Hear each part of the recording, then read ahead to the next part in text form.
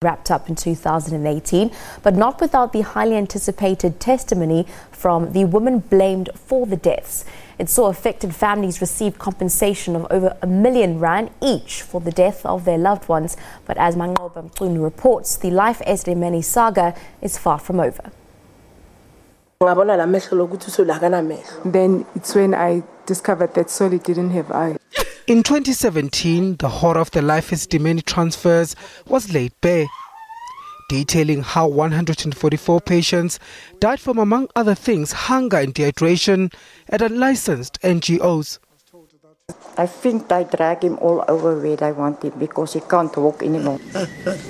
In 2018, those responsible for the decision were called to task. First, the woman responsible for appointing the deadly NGOs, Hannah Jacobus. I really apologize to the families for what happened, and if they can forgive me for partaking in this project. She, however, admitted some culpability. It's just that it's so humiliating with all this, and I feel so useless. I feel this.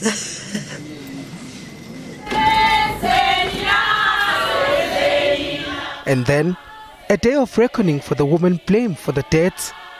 Qedani Mahlangu finally came face to face with enraged family members. Our primary role as a Department of Health then, in the transfer of patients from Life Esidimeni, was to ensure that we deliver service to all the people of Gauteng. Clearly, this did not go according to plan. And for that, I sincerely apologize. But neither would Mahlangu take responsibility. You carry no personal blame in all of this. Is that right? Council, once again, I cannot carry personal Just blame. yes or no, ma'am? I served in a public office, and I assume the political responsibility, and I cannot carry personal blame because I was not working for my personal self. But her testimony, however, did not convince the arbitrator, who was scathing in his findings. The irrational and thus unconstitutional decision was the reason for the death and torture that ensued. And yet the claimants, and indeed the nation, knows not the true reason why the triggering decision was taken by powerful government officials against defenseless mental health care users and their families. And a little consolation for the families. The government is ordered to pay R1 million to each of the claimants listed in Annexures A, B and C as appropriate relief and compensation. But despite the damning findings, Mahlangu went on to be re-elected at the ANC's Provincial Executive Committee in July to disbelief and outrage. You know, for her to actually even accept, she clearly doesn't see anything wrong, and she said that before. So I'm confused. So what time do they need? They know what they're doing. This is just all games. But her stay was short-lived.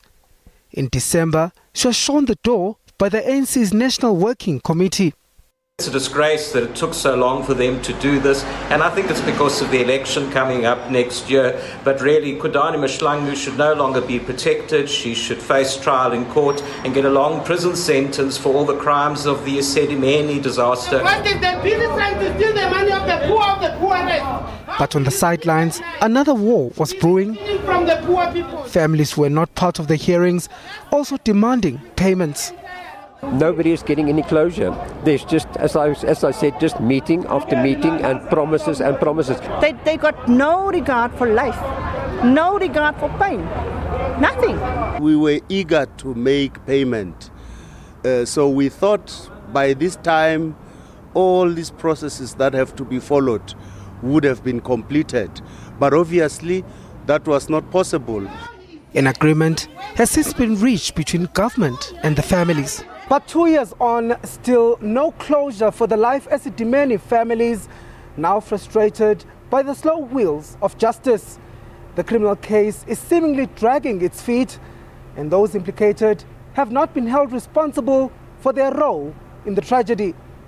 Manqoba Mchunu, SABC News, Johannesburg.